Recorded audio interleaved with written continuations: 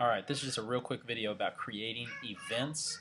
This can be helpful for community group leaders, or gospel community group leaders. This can be helpful for service team leaders. So this is creating an event. This is going to be really quick. There's a more in-depth video I'm going to link to at the bottom of this, but this is just going to be the brief overview for creating an event.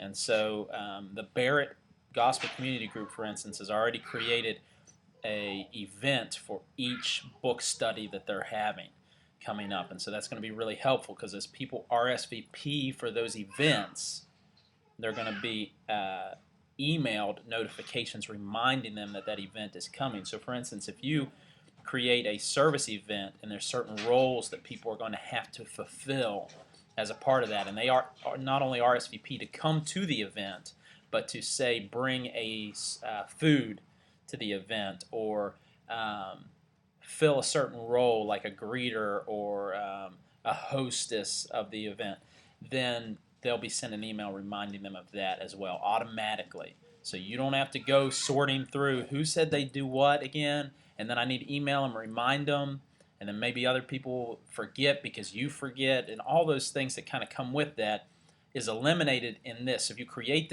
an event in the city, people RSVP to come, they'll be emailed, they'll have an email reminder reminding them of that, and if they RSVP to fulfill a specific role, they'll be reminded of that too. So it just really streamlines all of that sort of thing. There's even, and in the more in-depth video, you'll see how people can synchronize their iCalendar with the city calendar. So it's just really slick, and so they can have all the dates that they're RSVP for in their phone right there. So as they RSVP in the city, it'll live update on their phone. So here we go real quick. We're going to just create an event, and I'm going to show you how this works. So let's pull up the city here, and let's check this out. So again, you know how this works by now, but you'll go to your group. You'll click Groups on the left. I'm going to go here to the Bokel Gospel Community Group, and I'm going to go up here, Start a New Post, and I'm going to go to Event, and within Event, then you'll see a lot of different options pop up here. Okay, so you have Event Title and Description. So Gospel Community Meal, that's what we're going to schedule here. Let's eat. Can be the description down here. Then you'll just click on the next thing down. You don't have to save any of this yet. It's all going to automatically save as you go down. So go to Date and Time. Your little calendar will pop up here. You can choose what date you're doing this on. Select the time for it to start, the time for it to end. Make sure you choose all those things and how often it's going to occur. You can even make it a weekly reoccurring event, as long as there's not specific things that need RSVP'd for every week. So say the meal plan is going to change week to week with a gospel community meal that's regularly occurring, and so one week you might need people to sign up for Parmesan cheese and Italian bread, but the next week you need them to sign up for macaroni and cheese and cornbread. Then you're going to want to only create a single event. Now if week to week it's just who's hosting the event is the only thing that needs signed up for, then you can create it weekly reoccurring, and people will be able to RSVP to each event separately, and different hostess will be able to RSVP as hostess for those different events. So choose the date, choose how often it occurs. I'm going to choose once because it'll be very specific what meal items are going to be brought here. And you're going to want to share this. I recommend publishing this to the Plaza, and I'll tell you why here in just a second. If you publish this to the Plaza, you can either select private or public. And you can go back and change this at any time. So I would just recommend publishing every event to the Plaza privately, and then you can come back, and I think you can come back and change that later. I'll confirm that, and that more in-depth video below will confirm that too. So, but publish it to the Plaza. You'll see why here in just a second. Choose the location. You can do a custom address and enter it in. You'll have a little dialog box come up here. If you've already entered an address in there, you can just click that. Like for instance here we're having it at the Early's house. It's going to pop right up. And then here's your roles. So we need a host, and we need a main dish prepared And then later on, so let's go ahead and we're going to post this event. I'm going to make it say test event here in parentheses because this is going to get emailed to all my people. That's how much I love you all, and my group loves you all. They're all going to get their email box filled up with this test event.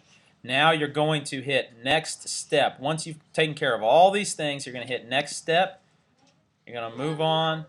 Well, it's going to take you all the way down through each different thing as you click it. So once you get to roles, items, and roles, click post this event, and it's going to post that. And everybody that is in that specific group is going to be notified of this. But notice this. If you posted it to the plaza, you'll see this little logo right here that says the City Plaza, and it will say this event is privately listed at. And if you click this URL, you can open it up in a new window. And why this is helpful is because say you meet somebody at church on Sunday. They're not yet a part of the city. They're not yet a part of your gospel community group. You can email them a link to the URL that's up here. You can just copy and paste this into an email. And when you copy and paste this into an email, they'll be able to click it and come right here to this page. And they can RSVP. They can select if they want to bring a dish or something like that. All that information will be on there. And then when they respond, they can even publish that to Facebook if this is an event that you're trying to get popularity for. Then they can click publish to Facebook, and even on their Facebook it'll say, I'm hanging out with the Bocal Gospel Community Group.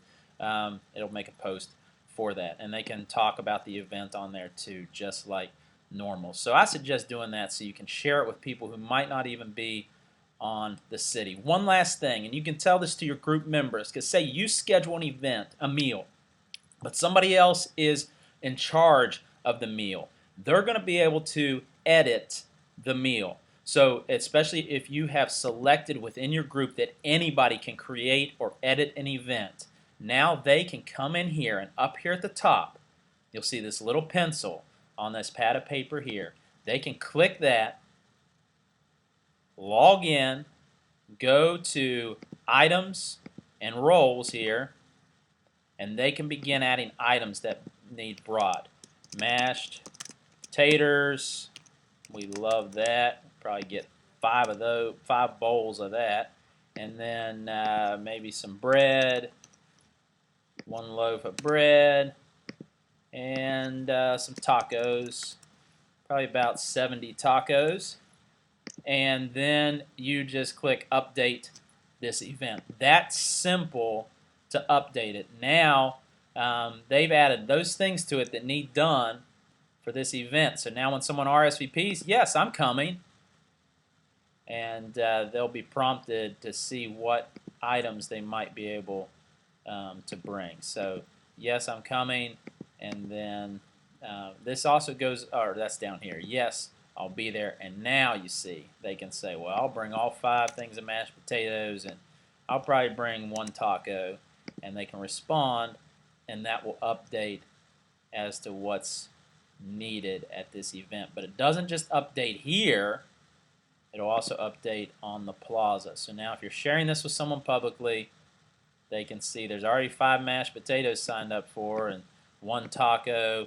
They can sign up for extras and update their response. So that's a really, really quick, I mean, I know it's 9 minutes, but it's a really quick way for people to update the events and be able to share them. Now there'll be a link below, shares even more in depth. Imagine that, even more in depth, how people can edit events and create events on the city. So if you want to exclusively control events as yourself, then you're going to want to make sure that that you go into your gospel community group settings and turn off that anybody can edit an event.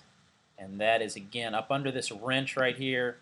You can click that and go to options. If you don't want anybody else to be able to edit or create events, then you'll want to uncheck this box that says let anyone in the group create events. You're going to want to uncheck that. Otherwise, share this video with your group, or at least explain to them how they can update their events. Thanks, guys.